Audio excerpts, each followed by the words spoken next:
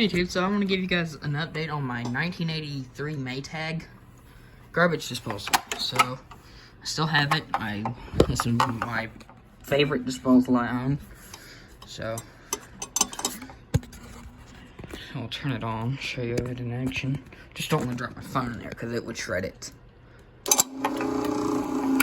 It's a capacitor start induction motor, so it doesn't have the centrifugal switch. Listen.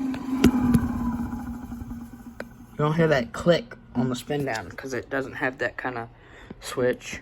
It's got a lot of power.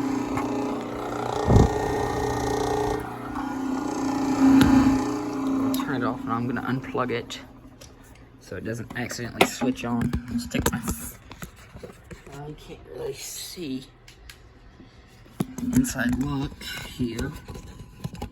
So I don't know how well you can see. See, there's the shredder ring. The Micron steel shredder. And you got two of these solid stainless steel, like cutlery stainless steel lugs, which these things are pretty heavy, so these swing out. And there's your undercutter blade, which cuts fibrous materials, and a stainless steel lining, and a solid aluminum grind chamber. It's not plastic, it's solid metal. It's aluminum, but it's got a stainless steel lining. Uh-oh.